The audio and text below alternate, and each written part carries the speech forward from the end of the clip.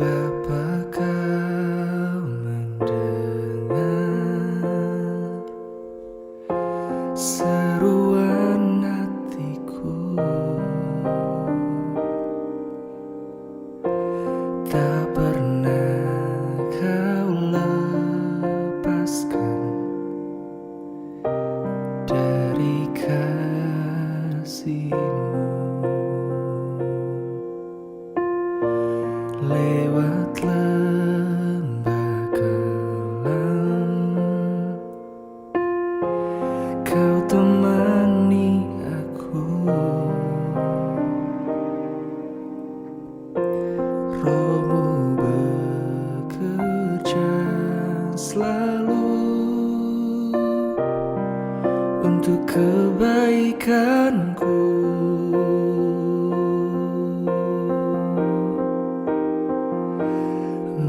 Mengalir kuasa dari tempat maha tinggi, Bapa kekal mulia, kau hadir di sini, memulihkan hati, menyembuhkan yang terluka. Ku kan tenang bersama-Mu, Bapa.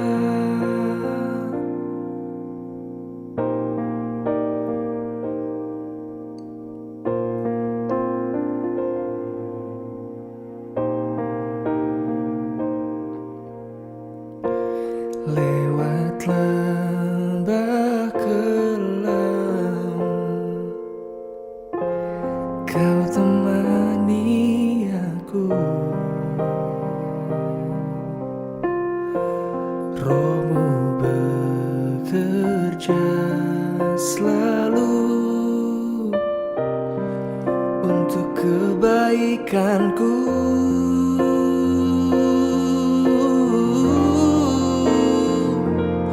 Mengalir kuasa dari tempat maha tinggi, Bapa kekal mulia, kau hadir di sini, memulihkan hati, menyembuhkan yang terluka.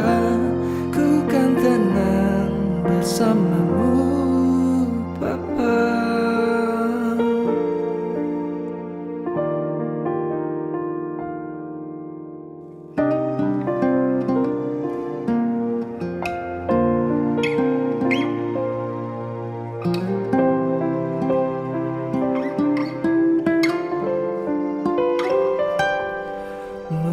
Mengalir kuasa dari tempat maha tinggi, Bapa kekal mulia, kau hadir di sini, memulihkan hati, menyembuhkan yang terluka.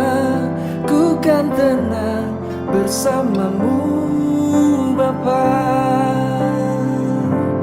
Mengalir kuasa dari tempat maha tinggi, Bapa kekal mulia, kau hadir di sini, memulihkan hati, menyembuhkan yang terluka. Ku kan tenang bersama-Mu, Bapa. Ku kan tenang bersama-Mu, Bapa. Ku kan tenang bersama-Mu, Bapa.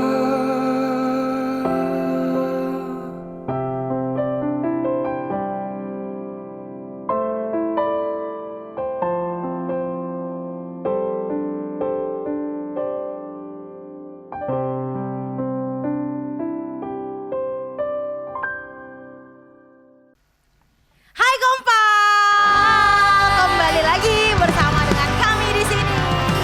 Selamat hari Minggu semuanya. Selamat datang di ibadah Minggu Kompak GKI Cawang.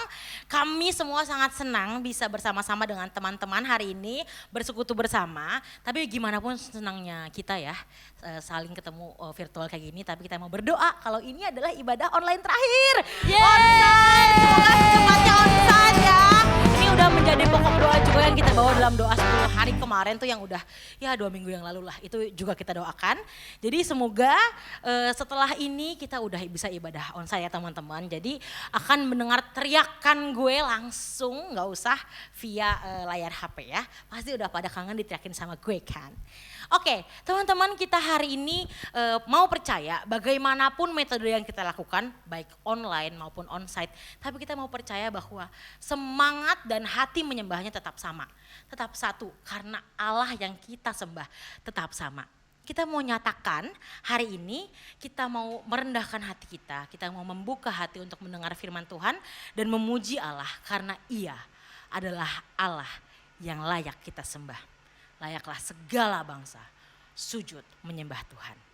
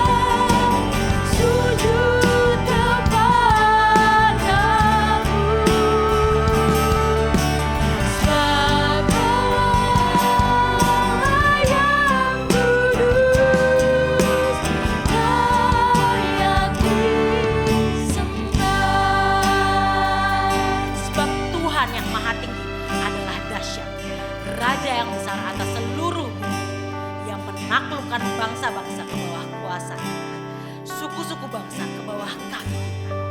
Dia memilih bagi kita tanah pusaka kita, kebanggaan Yakub yang dikasihi. Mari teman-teman, di ruangan ini ada berbagai macam suku bangsa. Ada orang Batak, Jawa, Kalimantan, Ambon, Chinese, dan semuanya. Hari ini kami ajak untuk sama-sama bersatu menyembah Tuhan. Bermasmurlah, bermasmurlah bagi Raja kita.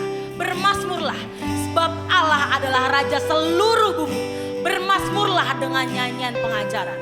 Mari sama-sama kita angkat pujian ini. Layaklah segala bangsa.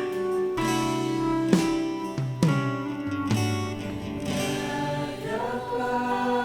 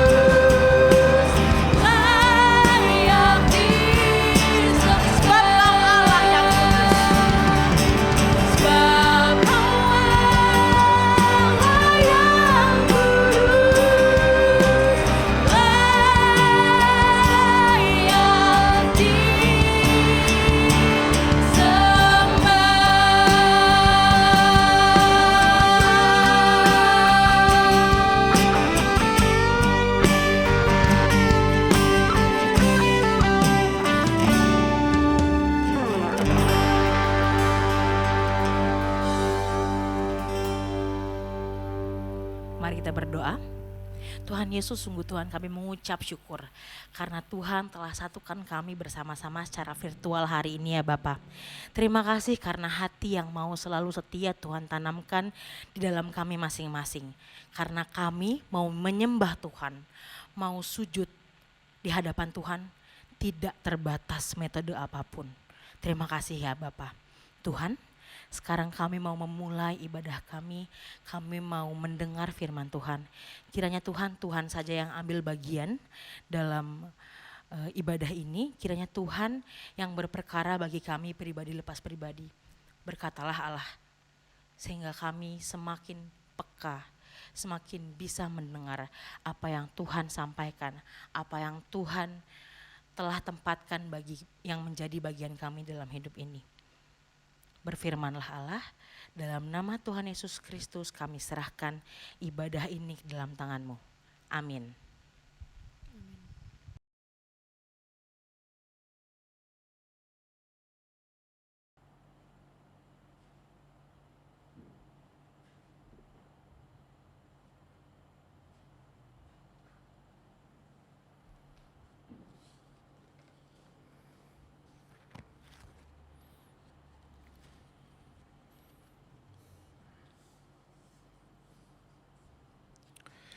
Rekan muda yang dikasihi oleh Tuhan Yesus Kristus, kebaktian ini berlangsung dalam nama Allah yang menciptakan langit dan bumi.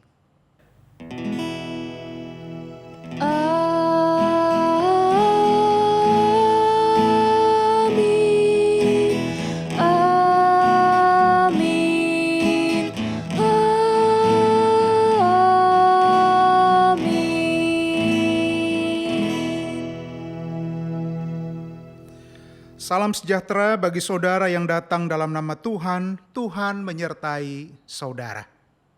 Dan beserta saudara juga.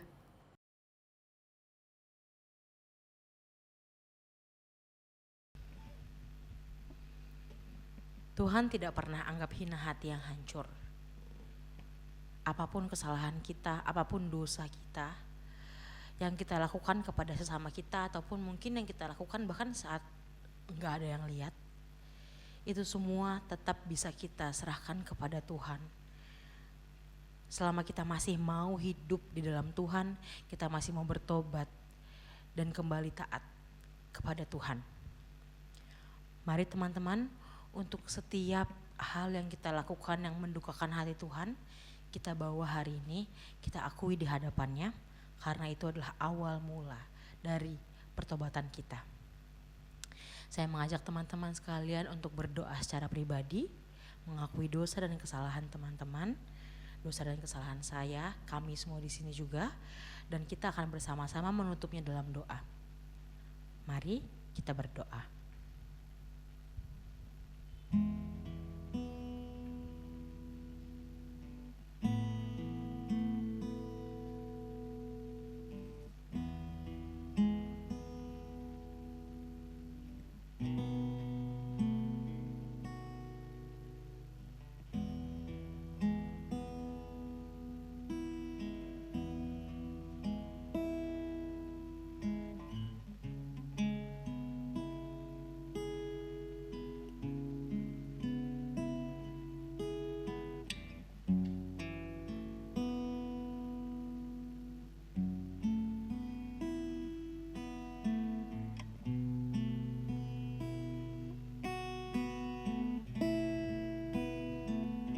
Bapa, dengan hati yang tertunduk malu, kami bawa apa yang kami lakukan ke hadapan-Mu ya Tuhan. Tuhan, kami mohon ampun. Kami mohon ampun untuk segala sesuatu yang kami lakukan, karena kami melihat hal itu lebih daripada komitmen kami taat pada Tuhan. Tuhan, kami mohon ampun untuk kesalahan yang kami lakukan untuk diterima oleh teman-teman kami. Tuhan, kami mohon ampun untuk kesalahan dan dosa yang kami lakukan untuk menyenangkan hati bos kami. Tuhan, kami mohon ampun untuk kesalahan yang kami lakukan di depan keluarga kami. Bapa, kami mohon ampun untuk segala sesuatu yang kami letakkan di atas Tuhan. Kami malu Tuhan. Kami mohon ampun karena kedagingan kami lebih kuat daripada roh kami. Kami mohon ampun karena hal-hal di dunia ini ada yang lebih daripada Tuhan di hati kami. Ya Bapa, kami serahkan semua ke dalam tangan-Mu. Untuk segala hal yang kami lakukan yang mendukakan hati Tuhan, Bapa ampuni kami. Tuhan, kiranya Engkau yang berdaulat di kehidupan kami. Kiranya kami mau terus memegang komitmen kami untuk hidup dalam Tuhan. Kami mau pikul salib kami. Kami mau sangkal diri kami demi satu nama Tuhan Yesus. Kiranya Tuhan saja yang pimpin kami dan kehidupan kami, baik yang orang-orang lihat maupun enggak. Karena itu adalah cerminan diri kami. Bapak, kami serahkan semua yang kami lakukan ini ke dalam tangan-Mu. Kami mau ya Allah menjadikan hidup kami persembahan yang berkenan di hadapan Engkau. Tuntun kami ya Allah, di dalam nama Tuhan Yesus Kristus kami berdoa dan memohon ampun. Amin. Apapun yang kita lakukan teman-teman, Allah adalah Allah yang penuh kasih. Bahkan melebihi kesalahan-kesalahan yang kita lakukan. Ia adalah Allah yang setia untuk setiap orang yang mau hidup di dalamnya. Mari teman-teman, darahnya telah layakkan kehidupan kita. Mari kita sembah Dia dan memberikan hidup kita sebagai persembahan bagi Tuhan.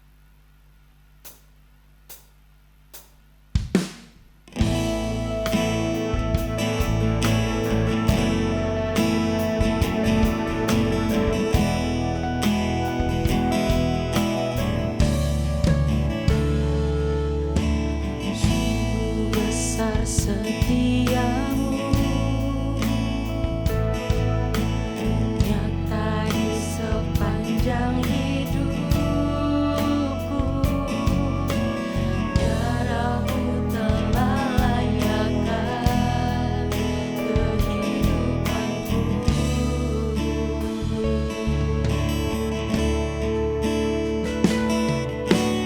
Tiada kata yang bisa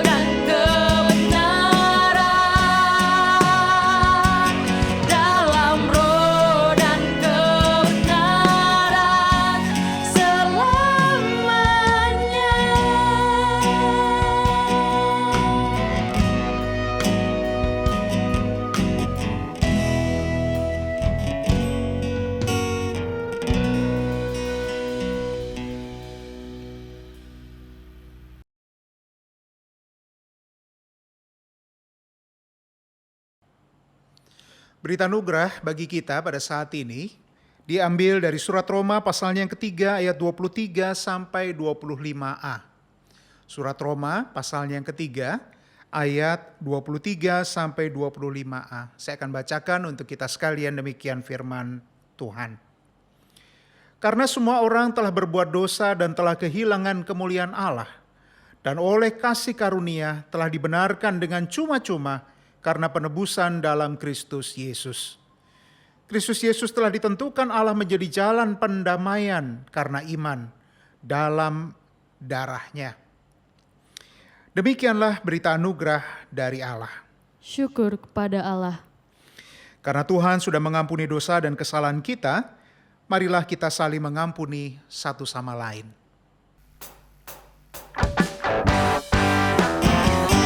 Bersukacitalah selalu, tunjukkanlah gembiramu. Lihat teman di kanan kiri dan di sekitarmu, berikan salam damai karena kasih karunia serta pengampunannya diberi. Hiduplah dalam damai seorang dengan yang lain, itu kehendak Tuhan bagimu.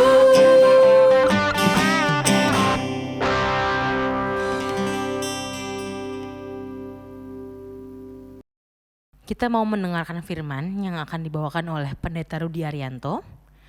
Untuk mendengarkan firman, kita mau nyatakan bahwa kita mau diam di hadirat Tuhan. Be still in God's presence. Kita tahu bahwa be still doesn't mean nothing.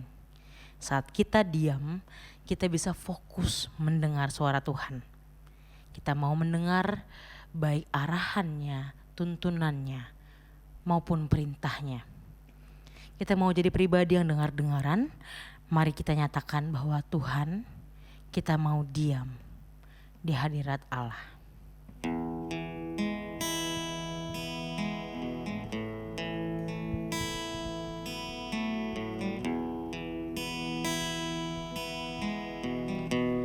Penuhi hatiku dengan hadir-Mu.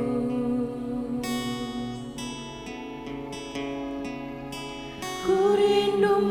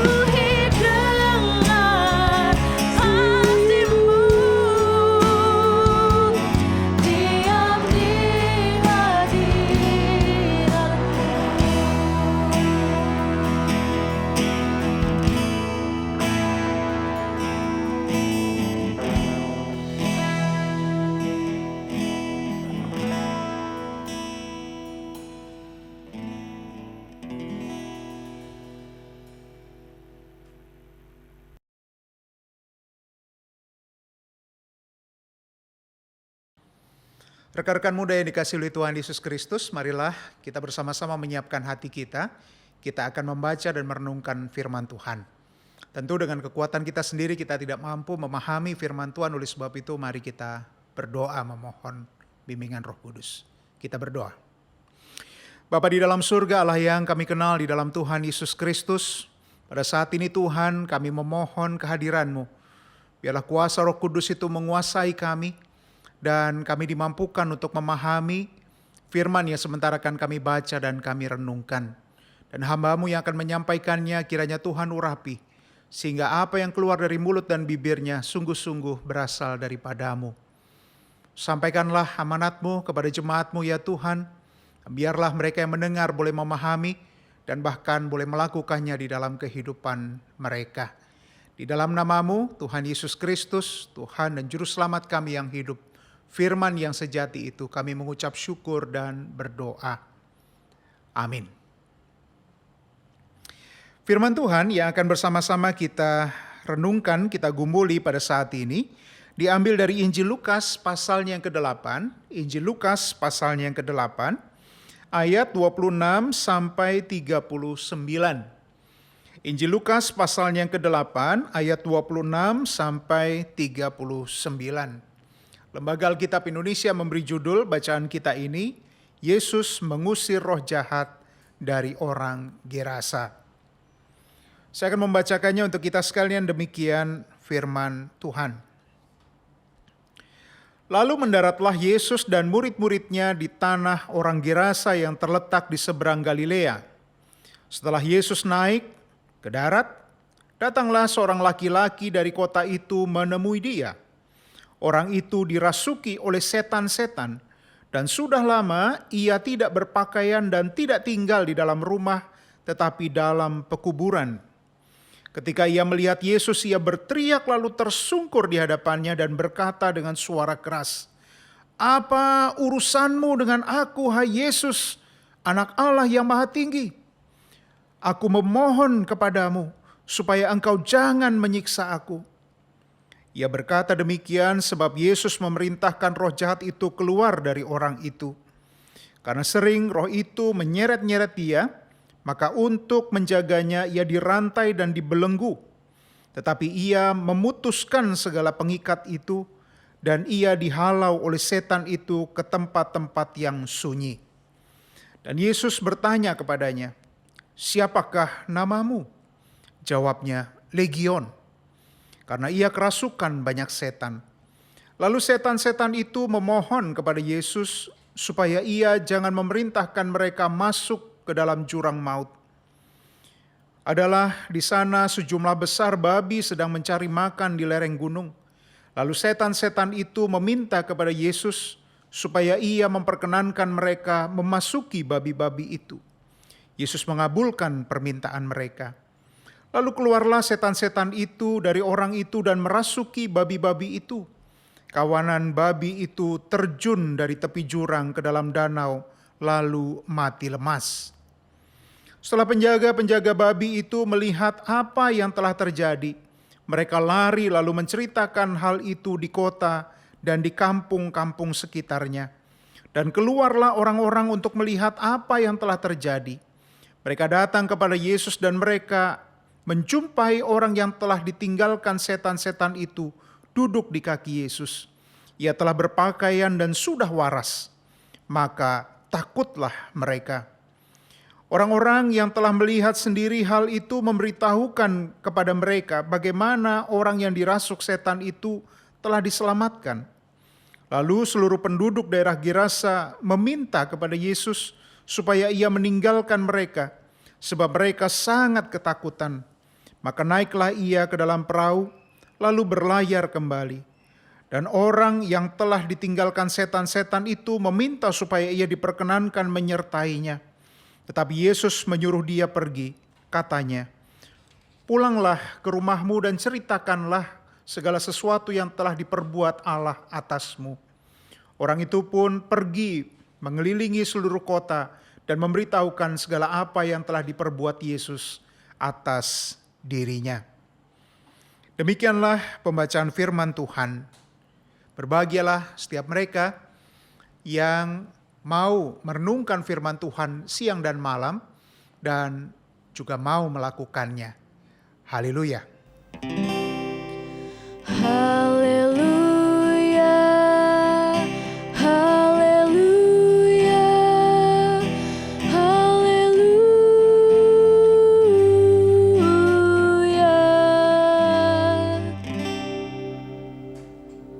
Rekan-rekan muda yang dikasihi oleh Tuhan Yesus Kristus, Shalom. Apa kabar kita semua? Saya berharap kita semua tetap sehat dan tetap semangat. Meskipun kita masih menjalani peribadahan secara virtual, tetapi saya yakin dan percaya bahwa Roh Kudus ada di ruang-ruang di mana rekan-rekan muda sekalian berada.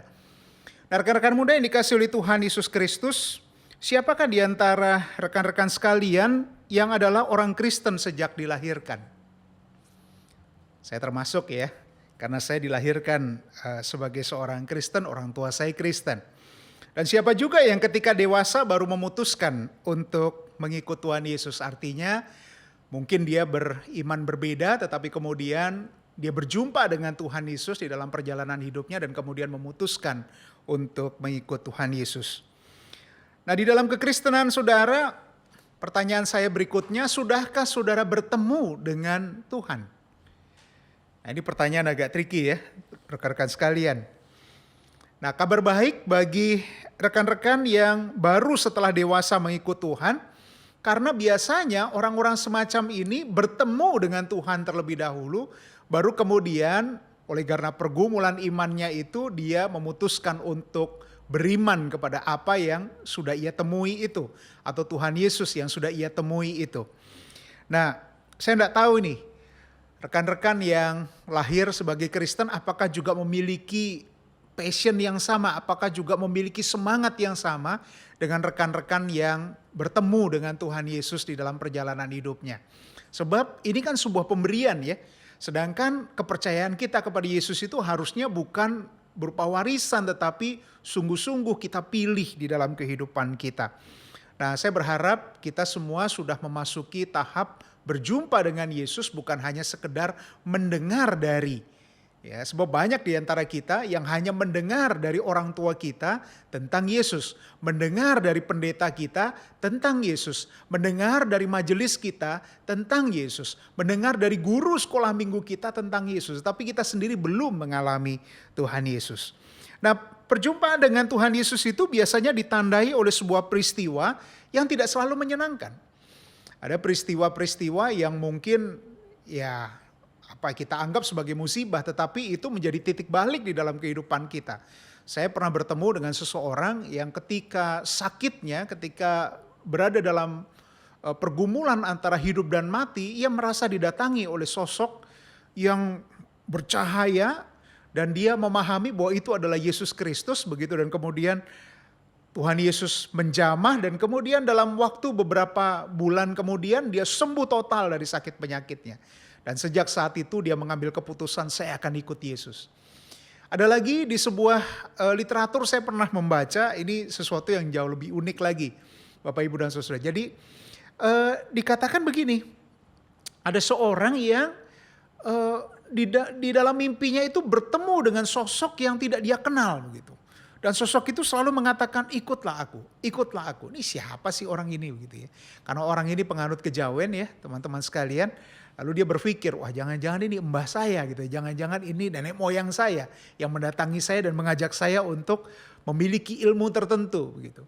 Nah, suatu ketika orang ini berkunjung ke rumah kerabat atau ke rumah orang yang ia kenal. Dan alangkah kagetnya dia ketika melihat ada foto orang yang selama ini muncul di dalam mimpinya itu di ruang tamu orang itu. Kemudian dia menanya, ini siapa? Gitu. Ini kakek kamu, ini mbah kamu tuh siapa? Begitu. Oh, ini Tuhan saya. Gitu. Wah, dia kemudian tertarik ya. Tuhan gimana nih? Oh, ini Tuhan Yesus. Kemudian diceritakan. Kemudian, wah saya mau mengenal Tuhan Yesus. Kemudian dia belajar tentang kekristenan. Dan kemudian dia mengambil keputusan untuk dibaptis dan ikut Tuhan Yesus. Memang banyak cara bagaimana Tuhan menjumpai kita, bertemu dengan kita di ruang-ruang kita. Nah, rekan-rekan muda yang dikasihi oleh Tuhan Yesus Kristus, Setelah Tuhan Yesus dan murid-muridnya mendarat di tanah Gerasa yang terletak di seberang Galilea, datanglah seorang yang kerasukan setan menemui Yesus. Orang itu datang dari pekuburan dan tidak berpakaian. Ya, teman-teman kalau browsing ya, bentuk kuburan di Israel adalah gua-gua ya di tebing batu, dan orang yang kerasukan tadi bersembunyi di situ sebab ia dikucilkan oleh keluarganya, dikucilkan oleh masyarakat. Di sisi lain pandangan orang Kristen, orang Israel ya, roh jahat itu suka menempati tempat-tempat yang kotor seperti di kuburan dan lain sebagainya. Karena kuasa roh jahat begitu kuat, tidak ada seorang pun yang mampu menahannya, dirantai pun putus rantainya, sehingga di luar kesadarannya ia berkeliaran di seputar kuburan itu. Ia jauh dari kehidupan yang normal. Nah rupanya orang yang kerasukan ini mengetahui siapakah Yesus, tapi tepatnya bukan orang yang kerasukan ini, tetapi setan-setan yang ada di dalam dirinya. Dan setan itu menyapa Yesus sebagai anak Allah yang maha tinggi. Luar biasa ya rekan-rekan sekalian. Jadi setan-setan pun kenal siapa Yesus, setan-setan takut dan mengakui kuasa Yesus. Sehingga ketika mereka melihat Yesus, mereka takut luar biasa. Ia memaksa orang itu berlutut dan kemudian menyembah Yesus. Lalu kemudian Yesus bertanya kepadanya, "Siapakah namamu?" Orang itu menjawab, "Legion." Legion ini artinya banyak ya, jamak ya rekan-rekan ya. Ia kerasukan banyak setan. Legion berarti satu divisi dari tentara Roma dengan jumlah kurang lebih 6.000 orang yang terbagi dalam 10 kelompok pasukan. Jadi setan-setan tadi meminta kepada Yesus supaya Yesus jangan memerintahkan mereka untuk kembali ke jurang maut atau kembali ke neraka.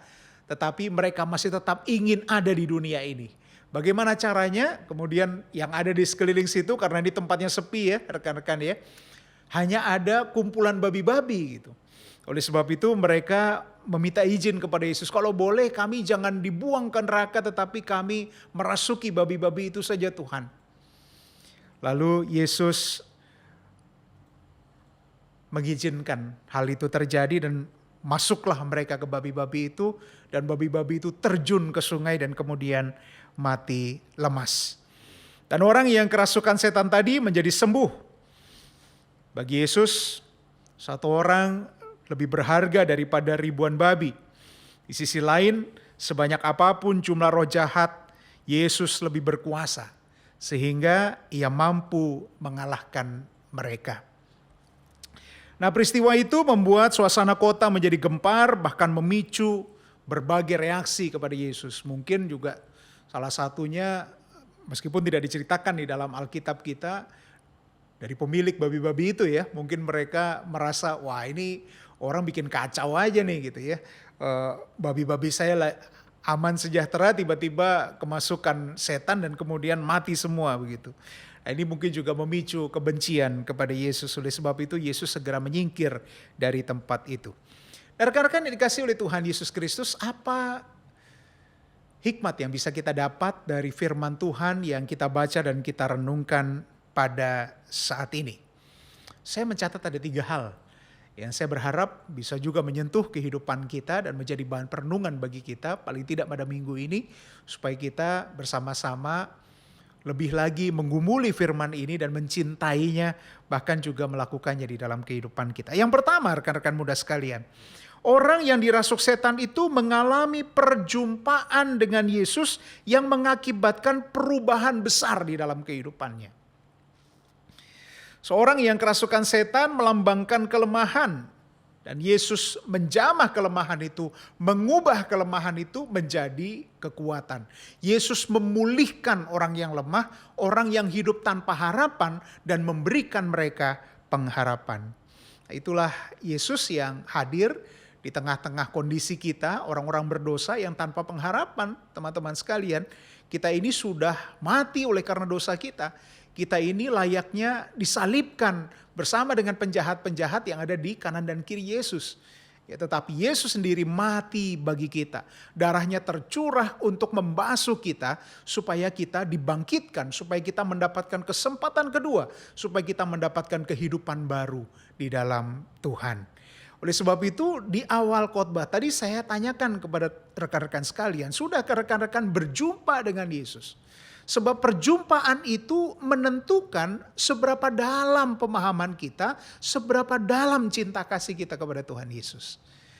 Ya, ada banyak murid-murid katekisasi saya ketika saya tanya, kenapa kamu Kristen? Jawabnya simpel aja, ya karena orang tua saya Kristen Pak. Gitu. Saya mengatakan kepada mereka, gak sesimpel itu loh kekristenan. Ya. Kenapa kok kalian mau menjadi orang Kristen? Ya kami gak bisa pilih Pak, karena orang tua kami Kristen, kami dilahirkan sebagai orang Kristen. Padahal rekan-rekan yang dikasih oleh Tuhan, iman Kristen adalah sebuah pilihan yang harus kita pilih dengan sadar. Saya mengingat perjumpaan Yesus dengan Nikodemus ya. Nikodemus ini adalah seorang Farisi. Apa kurangnya orang Farisi? Mereka ini orang yang begitu taat pada agama. Mereka ini orang yang hafal kitab suci. Bahkan mungkin jauh lebih hebat daripada sebagian besar orang Yahudi. Tetapi apa yang ditemui Yesus dari kehidupan mereka? Kehidupan mereka kosong. Mereka tidak mengalami perjumpaan dengan Tuhan. Oleh sebab itu Nikodemus yang merasakan kekosongan itu datang kepada Yesus dan kemudian bertanya, Tuhan bagaimanakah caraku mendapatkan selamat? Yesus sudah menangkap ini ya, kerinduan ini di dalam hati Nikodemus dan kemudian Yesus bilang begini, kalau kamu mau selamat Nikodemus, engkau harus dilahirkan kembali. Nikodemus bingung ya, karena dia berpikir secara logis, bagaimana mungkin saya sudah jenggotan, saya sudah tua begini, saya harus masuk lagi kandungan ibu saya. Enggak, bukan seperti itu. Engkau harus mengubah orientasi hidupmu. Oleh karena perjumpaan itu engkau berubah. Engkau berubah menjadi someone else. Engkau berubah menjadi orang lain yang sekarang hidupnya terarah kepada Kristus. Yang sekarang hidupnya fokus pada Tuhan. Nah, rekan-rekan yang dikasih oleh Tuhan Yesus Kristus, saya tidak tahu kapan sudah berjumpa dengan Tuhan. Saya secara pribadi berjumpa dengan Tuhan ketika saya mungkin SMP menuju SMA gitu ya, kurang lebih tahun 88, 89 gitu ya, ketika waktu itu retreat saya tidak salah ingat pada waktu itu retreat ya. Ketika retreat itu saya didoakan secara khusus dan disitulah saya merasakan merasakan begitu dekatnya Tuhan memeluk saya dan kemudian saya menangis, nggak berhenti itu rekan-rekan sekalian ya. Lama sekali saya nggak bisa berhenti nangis tuh. Setelah itu saya kemudian mengambil komitmen untuk mengikut Tuhan. Gak gampang memang kehidupan setelah itu ya, karena naik dan turun ya, perjumpaan itu membawa saya naik dan turun dan terkadang saya mengalami benturan-benturan dengan segala sesuatu yang ada di sekeliling kehidupan saya dan kemudian setelah saya lulus SMA, saya mengingat kembali komitmen saya dan kemudian saya mengambil keputusan untuk masuk STT Jakarta. Pada waktu itu pengumuman sudah keluar ya, saya ikut UMPTN juga dan saya lulus juga pada waktu itu, diterima di UI, tetapi karena saya sudah ingat pada komitmen saya itu, kemudian saya membulatkan hati, saya mau ikut Tuhan, saya mau mempersembahkan hidup saya mau belajar teologi. Saya tidak bayangan untuk menjadi pendeta pada waktu itu, tapi saya ingin belajar lebih dalam lagi tentang Tuhan. Nah, saya tidak tahu apa yang saudara-saudara alami, tetapi yang saya mau pastikan kalau saudara-saudara mau menjadi pengikut Tuhan yang tangguh, saudara harus mengalami perjumpaan dengan Tuhan. Kapan, di mana, saya tidak tahu, itu misteri Tuhan dan itu saudara yang tahu ya. Jadi saya berharap saudara-saudara mengalami Tuhan dan kemudian mengambil keputusan secara pribadi bahwa Tuhan Yesus adalah Tuhan dan Juru Selamat saudara-saudara secara pribadi. Biasanya kalau di gereja-gereja kita ya, sidilah momen di mana kita mengambil keputusan untuk ikut Tuhan. Tetapi sayangnya nih ada banyak ya peristiwa CD itu hanya semacam seremonial belaka ya. Kemudian ketika selesai CD, sekarang sudah bisa minum anggur ya, sudah bisa makan roti, ikut perjamuan dan lain sebagainya. Hanya difahami sebatas itu. Padahal sebetulnya CD itu adalah momen di mana saudara-saudara mengambil keputusan untuk ikut Tuhan Yesus. No turning back, tidak ada jalan putar balik lagi. Oleh sebab itu sampai kapanpun, sampai mati pun saudara-saudara tidak akan keluar dari iman Kristen. Karena saudara-saudara sudah yakin sepenuhnya bahwa Yesus Kristus adalah Tuhan dan Juru Selamat untuk kehidupan saudara. Hal yang kedua, rekan-rekan muda yang dikasihi oleh Tuhan Yesus Kristus, bahwa setiap kita yang percaya kepada Tuhan Yesus Kristus diberi kuasa yang sama yang ditampilkan oleh Tuhan Yesus di dalam bacaan kita tadi. Ada banyak di antara kita yang takjub ketika membaca bacaan kita tadi, melihat bahwa wah luar biasa ya Tuhan Yesus ini ya. Yesus baru tampil saja belum mengatakan apa-apa, iblis sudah tersungkur dan mengakui dia sebagai anak Allah yang maha tinggi. Apalagi ketika Yesus sudah berkata-kata, tunggang langgang lah iblis itu. Nah ini kuasa semacam ini juga kita temukan pada para rasul ya. Rekan-rekan yang dikasihi oleh Tuhan Yesus Kristus, para rasul juga diberi kuasa untuk menengking roh-roh jahat dan kemudian menyembuhkan orang sakit, mendoakan orang sakit sehingga mereka pulih seperti sedia kala. Nah, banyak di antara kita yang bertanya-tanya, kita di zaman sekarang masih punya nggak ya kuasa semacam itu? Kabar baiknya rekan-rekan dikasihi Tuhan Yesus Kristus, pada firman Tuhan hari ini dinyatakan bahwa setiap orang yang percaya kepada Yesus Kristus, setiap orang yang mengandalkan kuasa Yesus Kristus juga diberi kuasa yang sama. Artinya kuasa itu juga ada pada kita.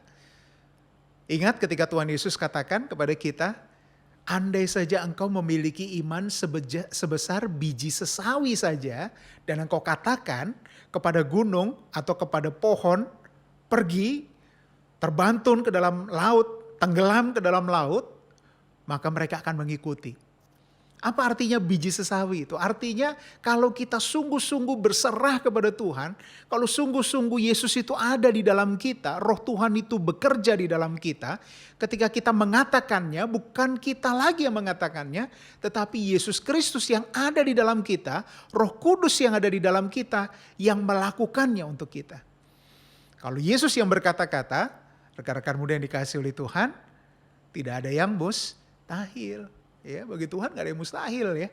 Oleh sebab itu, kalau kita mau berkata-kata dengan kuasa, bukan kita yang berkata-kata, bukan kita yang berkuasa, tetapi Tuhan Yesus yang ada di dalam kita, Tuhan Yesus yang kita imani itu yang berkuasa, sehingga apa yang kita katakan berkuasa. Nah, rekan-rekan muda yang dikasihi oleh Tuhan Yesus Kristus, bagaimana dengan kita? Bukankah sebagian besar dari kita maju dengan keraguan-raguan? Ya, ketika kita bertemu dengan situasi yang sulit, ketika kita bertemu dengan permasalahan, kita sudah mundur duluan ya, karena kita merasa kita kalah posisi, kita kalah set. Sehingga kemudian apa yang ada di dalam kita itu kita tutupi, padahal sebetulnya roh Tuhan, kuasa Tuhan itu ada di dalam kita dan berkuasa besar untuk melakukan perubahan. Bagaimana rekan-rekan yang dikasihi oleh Tuhan Yesus Kristus? Saya heran ya, kadang-kadang banyak anak-anak Tuhan, wah ketika menyembah Tuhan, ketika ke gereja, kelihatannya sangat rohani, pelayanannya hebat gitu. Jalan malam-malam lewat kuburan gitu ya. Ada suara burung hantu gitu, gitu ya. Kemudian tiba-tiba ada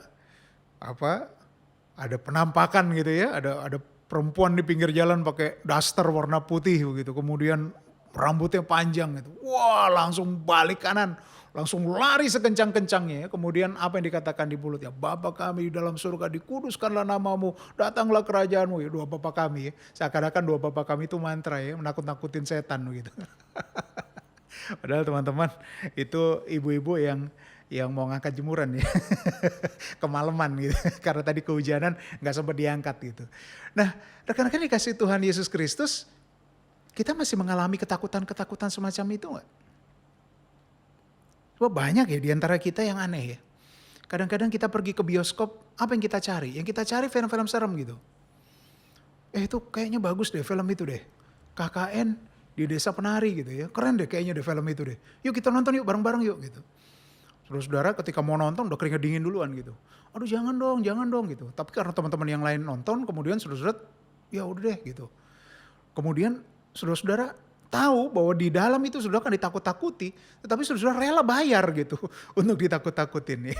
Dan kemudian saudara bayar dengan harga yang tidak murah.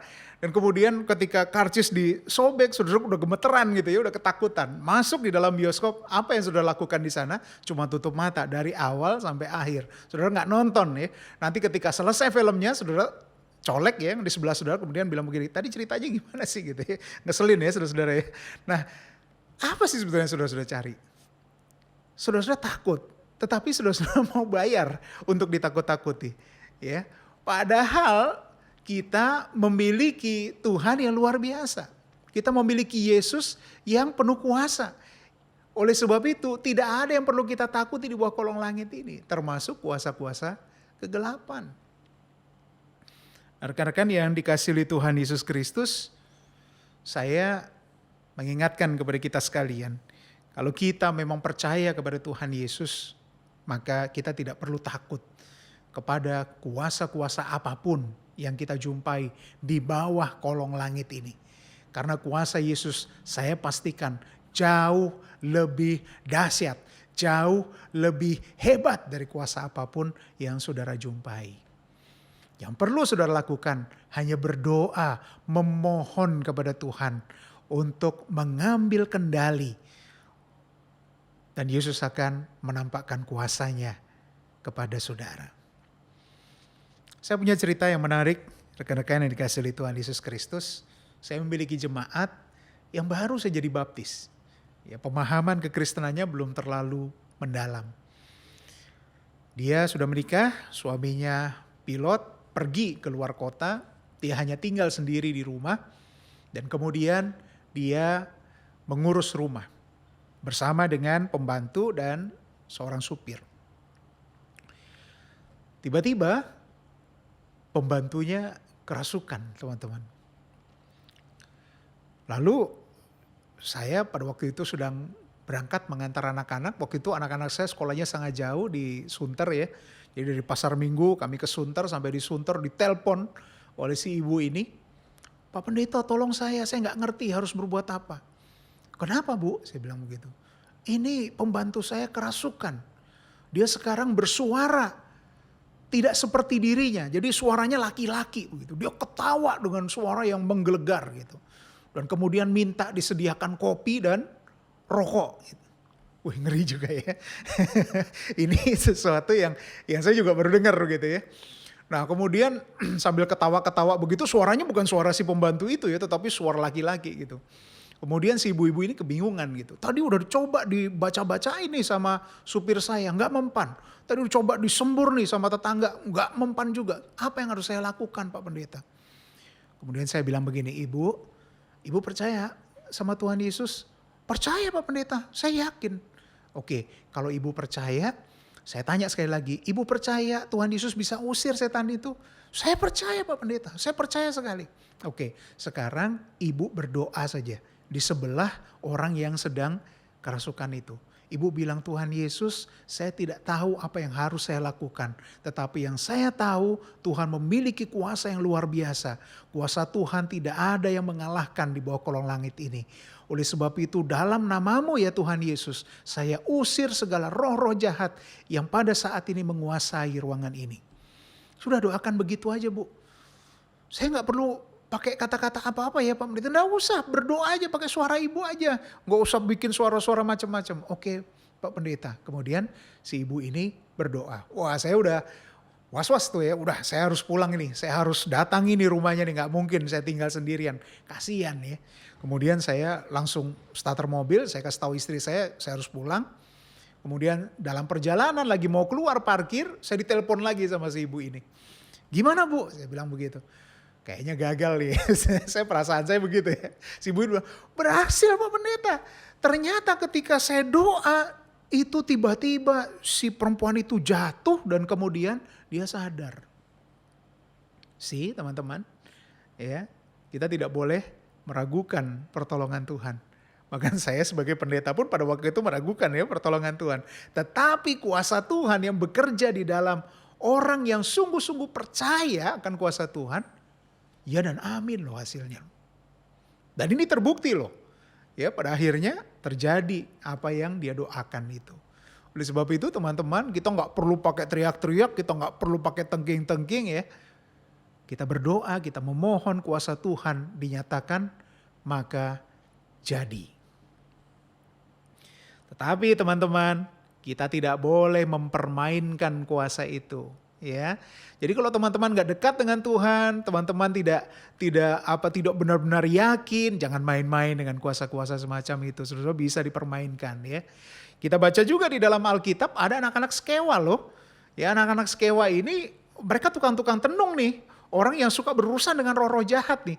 Mereka lihat para murid yang menengking dalam nama Yesus, kemudian pergi setannya tunggang langgang. Nah kemudian anak-anak sekewa itu berpikir begini, wah kita untung nih kalau mengusir setan dalam nama Yesus. Selama ini kan kita ribet banget kalau mau mengusir setan kan. Pakai sesajen lah, pakai ini segala macam nih. Kalau kita bisa pakai nama Yesus, setannya kabur, kita bisa dapat banyak duit gitu kan. Si anak-anak sekewa itu pikir begitu. Lalu mereka bersepakat, udah nanti kalau ada setan lagi, kita usir dalam nama Yesus. Kemudian rekan-rekan muda, apa yang terjadi ketika ada orang yang mengalami persoalan dengan roh-roh kegelapan, anak-anak sekewa ini datang, sok pahlawan, mereka mengusir setan dalam nama Yesus, keluar gak setannya? Keluar teman-teman, tetapi keluarnya dengan marah ya. Kemudian bilang begini, Yesus yang kamu sebut-sebut itu, saya kenal, saya takut kepada Yesus, tapi kamu siapa gitu kan. Dan kemudian apa yang terjadi? Ini yang ditulis oleh Alkitab ya. Mereka digagahi teman-teman oleh kuasa-kuasa jahat, oleh roh-roh jahat itu, babak belur mereka. Silakan teman-teman baca di Kisah Para Rasul. Oleh sebab itu jangan main-main ya.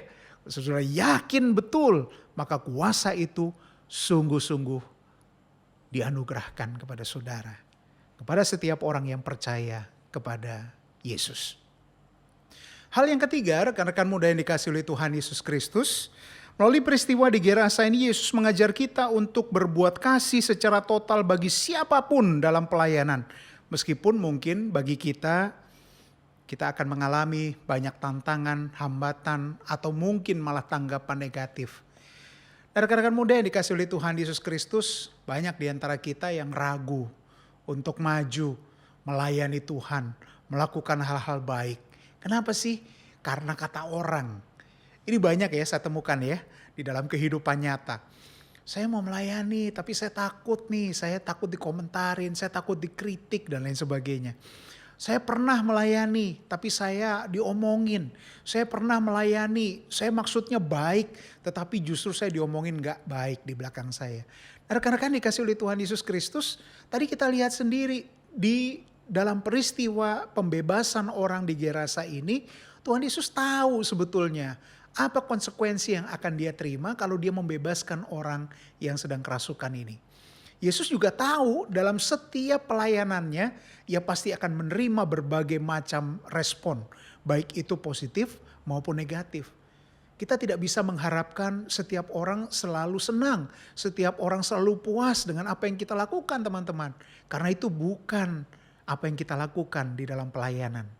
Jadi kalau kita mau melayani Tuhan, kita harus siap bukan hanya menerima pujian, tetapi juga menerima berbagai macam kritik dan bantahan. Nah kita melihat tadi, ketika Yesus yang sadar bahwa ketika dia melakukan kebaikan pun dia akan dicerca, tetap melakukannya. Karena apa? Karena kasih. Yesus melakukannya bukan untuk motivasi apapun, tetapi semata-mata karena kasih. Kasihnya kepada Bapa dan kasihnya kepada orang ini. Ya, jadi kan ada firman Tuhan katakan 1 Yohanes 4 ya, ayat 20 dikatakan, kalau kamu mengasihi Tuhan nyatakan dengan apa yang kamu lihat. Saudaramu yang kelihatan itu harus kamu tolong dulu, baru kamu bisa mengatakan aku mengasihi Allah. Sehingga apa yang kita lakukan kepada sesama kita dalam wujud kasih itu membuktikan kasih kita kepada Tuhan. Itu yang Yesus lakukan. Jadi apapun yang akan Yesus tuai sebagai respon, Yesus gak peduli. Ya, yang penting Yesus tolong dulu orang ini. Yesus bebaskan dulu orang ini. Itu yang dia anggap baik, oleh sebab itu ini yang dia kerjakan. Setelah itu apakah Yesus menuai hari yang baik doang? Enggak juga ya teman-teman ya. Karena tadi kita baca juga mungkin si pemilik babi itu ngomel-ngomel juga ya. Padahal sebetulnya kalau kita hitung-hitung, lebih penting mana sih, nyawa orang apa nyawa babi gitu. Tetap nyawa orang, tetapi yang punya babi pasti ngomel-ngomel juga gitu. Nah di dalam pelayanan kadang-kadang teman-teman, saya nggak tahu ya, Tuhan kadang-kadang tempatkan juga orang-orang yang mulutnya usil gitu ya. Kita sudah melakukan apa yang baik, pelayanan kita tenang-tenang, kita sudah melakukan apa yang diperintahkan, digariskan oleh garis besar pelayanan kita, tetap aja dikomentarin. Ya, kadang-kadang komentarnya nyelkit lagi gitu. Ya bikin kemudian kita merasa, aduh ngapain juga gue melayani, gue gak butuh yang gini-gini, lebih baik gue di rumah aja. Gue tenang-tenang, gue gak perlu persoalan-persoalan kayak gini gitu. Tetapi teman-teman pikirkan, jangan hanya diri saudara, sebab ini bukan tentang saudara, tetapi tentang Allah, tentang pelayanan untuk Allah. Oleh sebab itu, kalau saudara benar mengasihi Allah, pasti saudara tetap maju. Apapun tantangan yang harus saudara hadapi. Karena ini bukan tentang diri saudara, bukan tentang kekecewaan saudara, tetapi tentang apa yang Tuhan mau untuk saudara kerjakan di dalam pekerjaannya.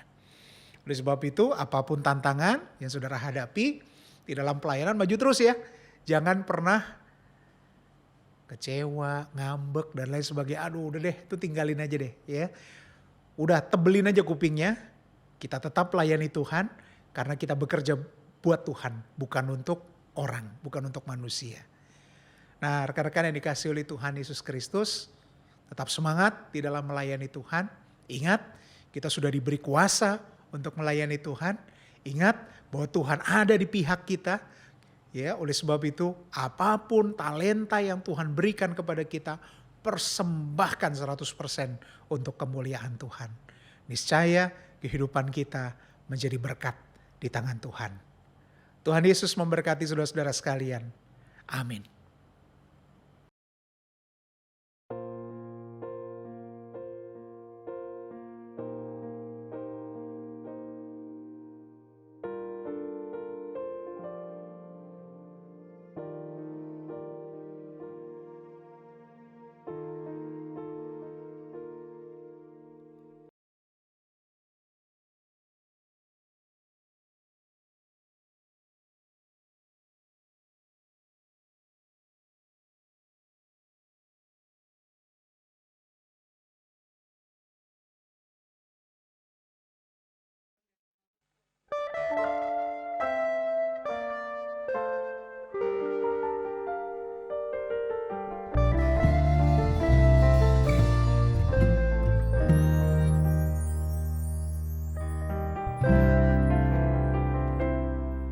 Yesus, ku mengasihimu.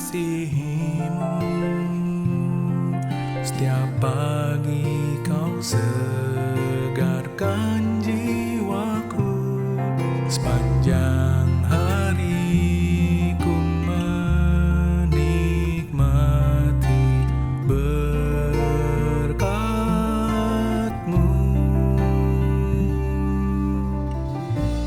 Hari berganti,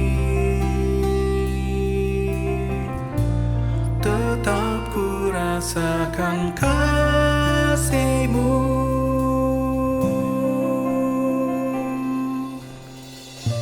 Seumur hidupku Yesus, Engkau setia.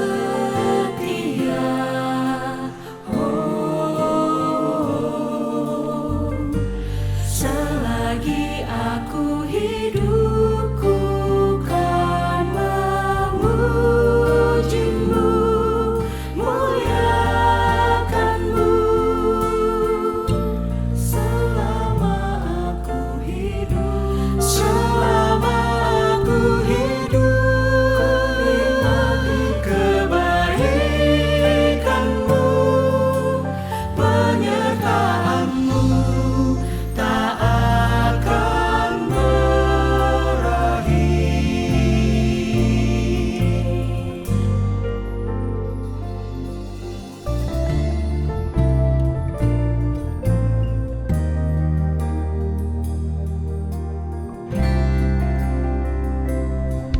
Yesus, ku mengasihi-Mu.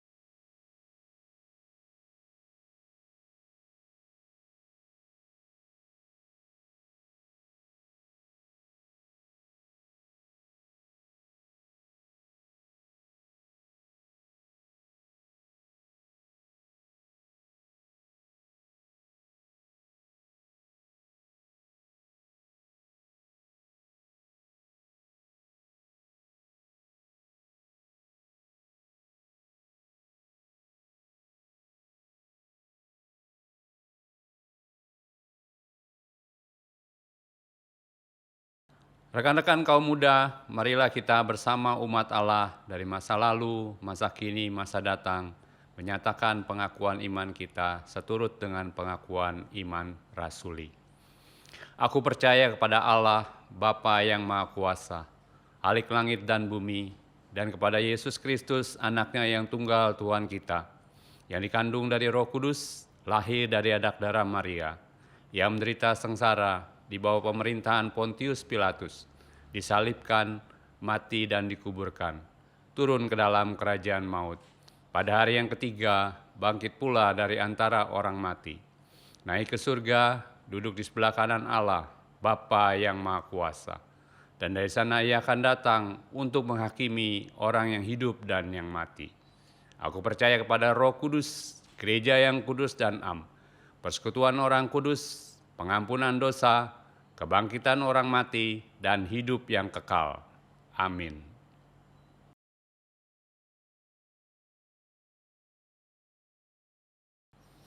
Rekan muda yang dikasihi oleh Tuhan Yesus Kristus, mari kita mengambil saat teduh sejenak. Bersama-sama kita membawa pergumulan-pergumulan kehidupan kita kepada Tuhan. Kita percaya Tuhan akan mendengar kita. Mari kita masuk di dalam doa syafaat dan kita akan menutupnya dengan doa Bapa kami. Mari kita berdoa.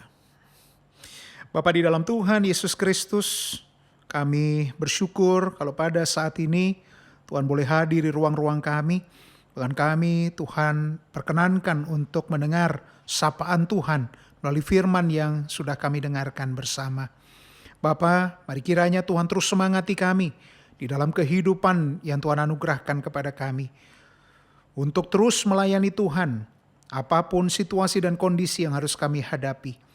Kami telah Tuhan selamatkan, bahkan telah Tuhan bekali dengan berbagai kelebihan, dengan berbagai talenta. Kini mari kiranya Tuhan terus kuatkan kami, motivasi kami Tuhan untuk memberi diri kami, mempersembahkan yang terbaik bagi kemuliaan nama Tuhan.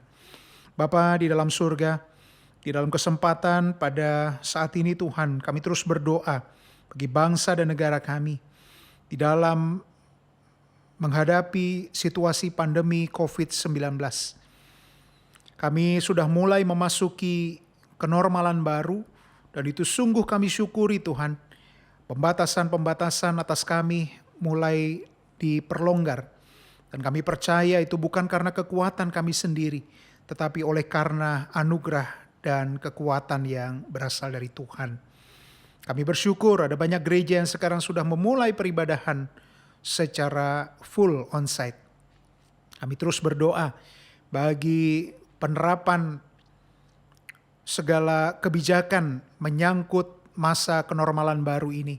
Kiranya pemerintah kami diberi kekuatan, diberi hikmat, agar dalam segala sesuatunya dapat berjalan dengan baik seturut dengan kehendak Tuhan. Bagi gerejamu, GKI Cawang di tempat ini, kami terus juga berdoa, kiranya gereja kami juga semakin dipulihkan Tuhan. Sehingga dalam masa-masa ke depan, persekutuan gereja kami dapat semakin pulih seperti sedia kala.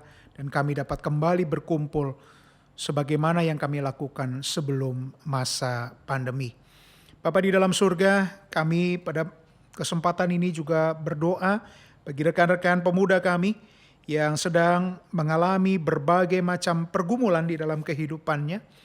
Kami berdoa bagi mereka yang mengalami persoalan di tengah-tengah kehidupan keluarga, mereka yang mengalami persoalan di dalam studi mereka, mereka yang mengalami persoalan-persoalan lain di dalam kehidupan mereka. Kami mohon Tuhan melawat, kami mohon Tuhan menolong, Tuhan hadir di dalam kehidupan mereka.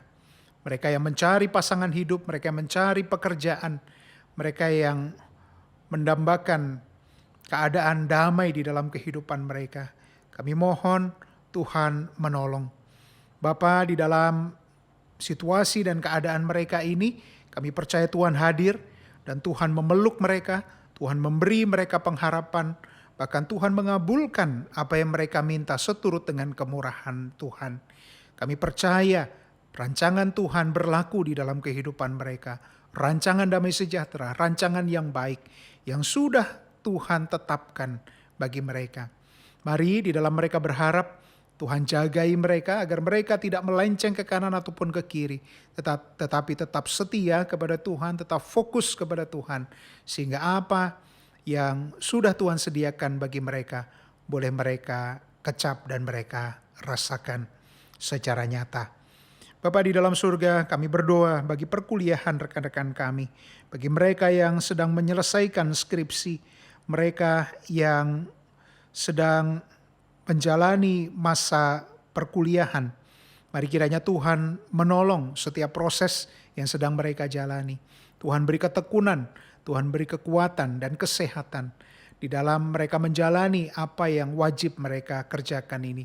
Demikian pula, ingatkan mereka Tuhan bahwa mereka juga punya tugas untuk memberi diri mereka bagi pertumbuhan gereja-Mu.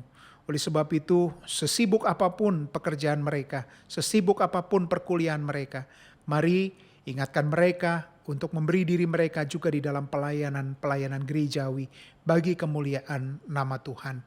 Sehingga dengan demikian melalui kehidupan mereka, nama Tuhan boleh dipermuliakan.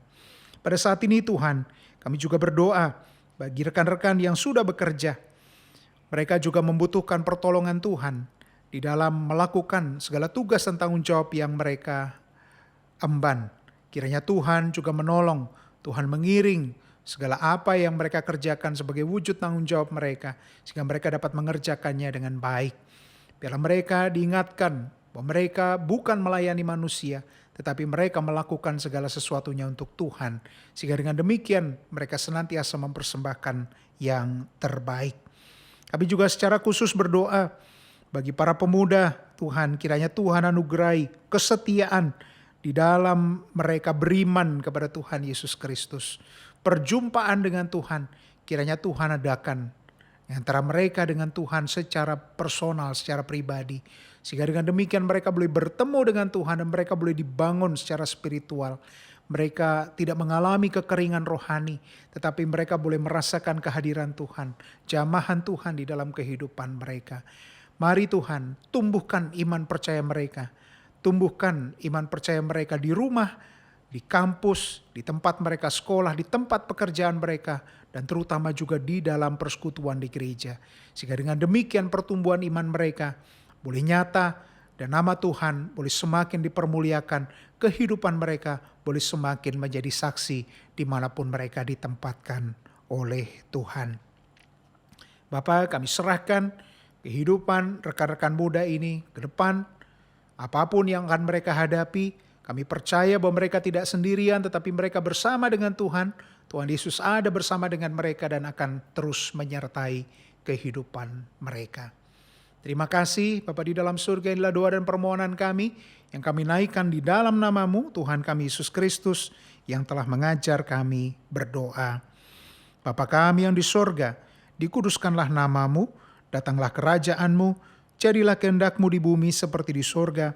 Berikanlah kami pada hari ini makanan kami yang secukupnya, dan ampunilah kami akan kesalahan kami, seperti kami juga mengampuni orang yang bersalah kepada kami. Dan janganlah bawa kami ke dalam pencobaan, tetapi lepaskanlah kami daripada yang jahat. Karena Engkaulah yang punya kerajaan dan kuasa dan kemuliaan sampai selama-lamanya. Amin.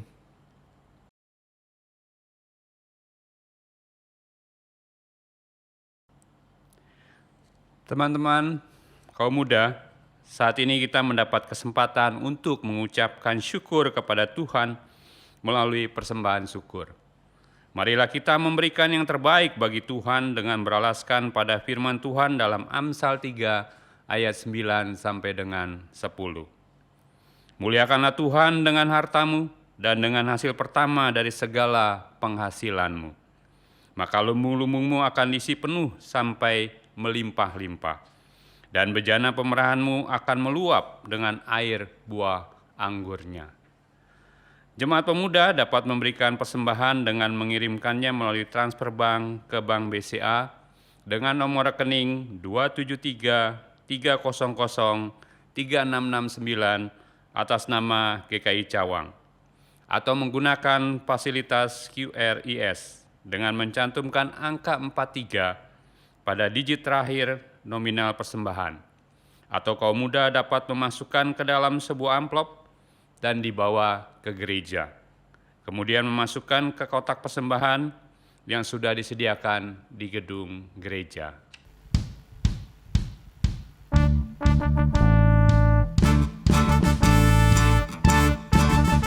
Bersyukur kepada Tuhan, bersyukur kepada Tuhan, sebab Dia baik. Bersyukur kepada Tuhan, bersyukur kepada Tuhan, bersyukur kepada Tuhan, sebab Dia baik. Bersyukur kepada Tuhan, ku beri persembahan pada Tuhanku, sambil puji Yesus, Juru Selamatku. Ku beri persembahan pada Tuhanku, sambil puji Yesus, Juru Selamatku.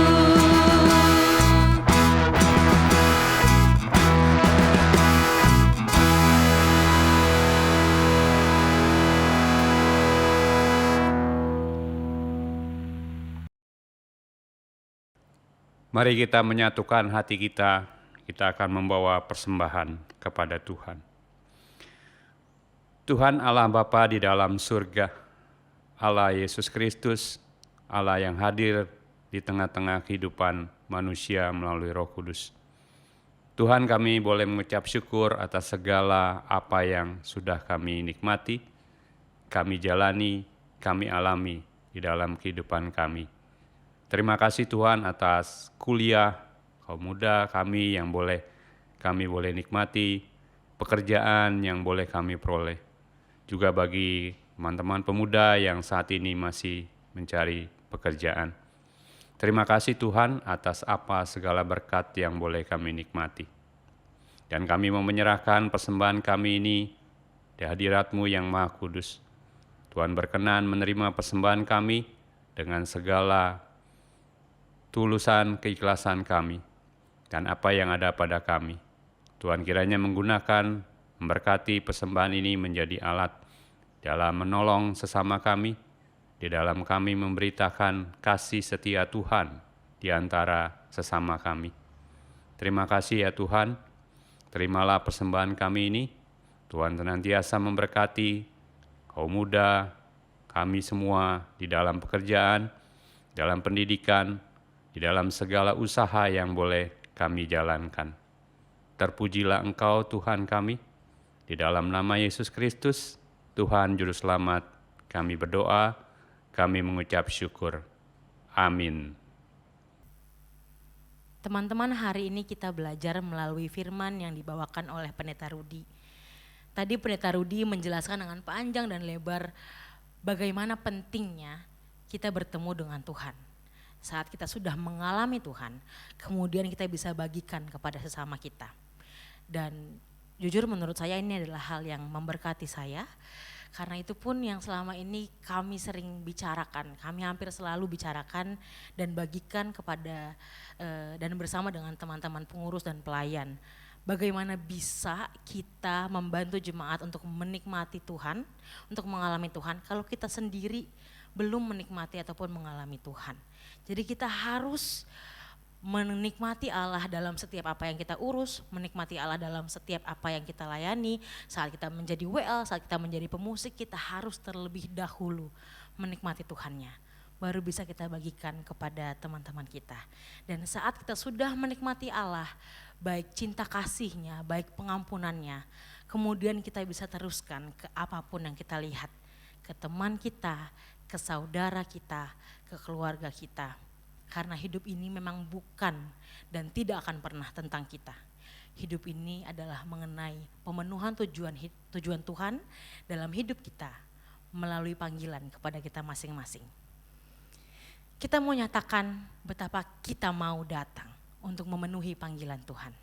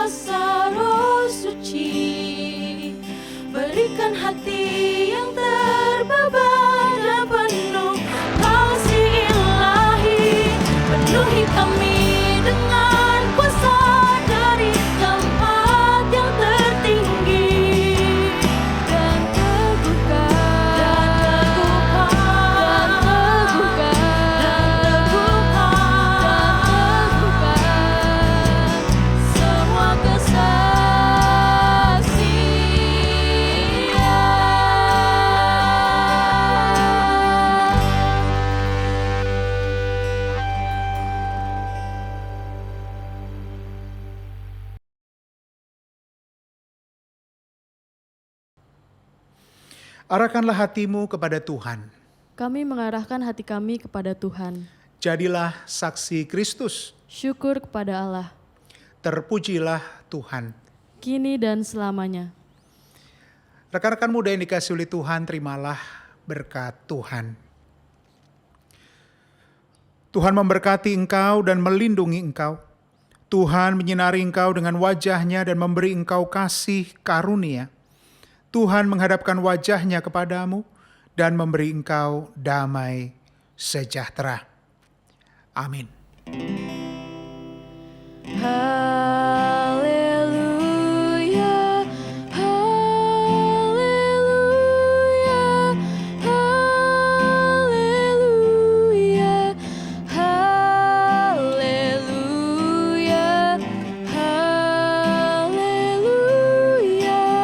Amin,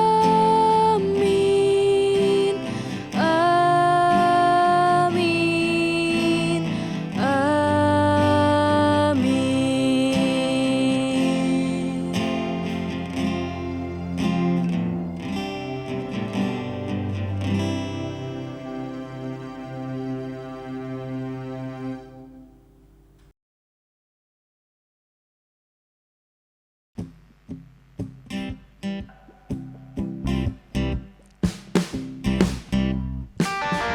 Happy Sunday to you.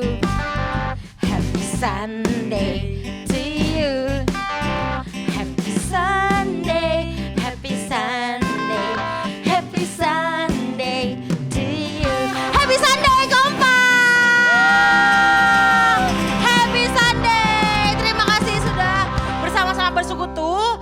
We're so glad kita udah persekutuan hari ini. Lagi-lagi kita awali dengan doa bahwa kita segera onsite dan kita tutup dengan doa segera onsite. Oke teman-teman, kita hari ini udah selesai ibadahnya dan kita ada beberapa warta seperti biasa.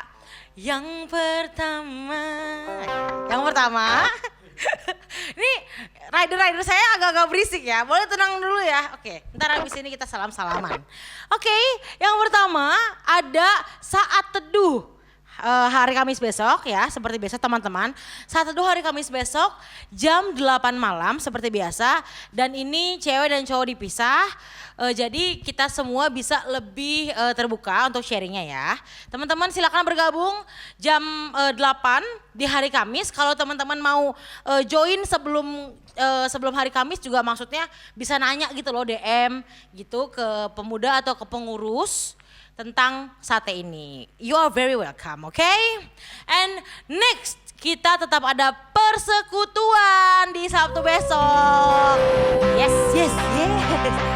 Sebuah tanda mati gaya barusan itu ya.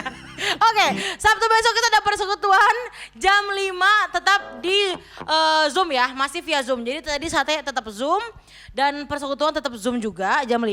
Nanti akan diumumin lagi di sosmed Kompa, oke? Dan sosmed Kompa untuk teman-teman yang mungkin pertama kali ikut, oke? Jangan lupa di follow, atau teman-teman yang udah follow juga jangan lupa turn on notification ya, dan jangan skip ad-nya, oke? Oke, di Kompa punya 3 sosmed ya. Pertama ada Instagram @pemuda-GKI-Cawang, yang kedua ada YouTube, itu ada Kompa GKI Cawang namanya. Kalau misalnya teman-teman ngeklik Kompa GKI itu yang paling atas Kompa GKI Cawang. Pengen banget yang kayak paling atas gitu ya. Dan yang ketiga ada Spotify Kompa Cawang. Di Spotify kita sering ada Hear to Hear. Itu adalah monolog between teman-teman pemuda. Ada juga dan yang pasti rutin itu ada khotbah-khotbah kita semua selama kita beribadah di Kompa. Jadi untuk teman-teman yang misalnya kayak wah kemarin pendeta yang gue kenal bagus banget kalau misalnya khotbah, itu teman-teman gak akan ketinggalan, bisa diceki lagi di Spotify Kompa dan itu super update, super cepet. Nggak nyampe seminggu udah diupload. Jadi teman-teman gak akan pernah ketinggalan sama pembinaan Kompa. Oke? Nah, setelah teman-teman follow, kita akan bergembira bersama. Karena sebulan terakhir ini, atau 3 minggu atau 2 minggu terakhir ini, pokoknya dari awal Juni, teman kita ada yang berulang tahun. Saljuka Hamidah, Saljuka Hamidah. Teman-teman, kita ucapkan selamat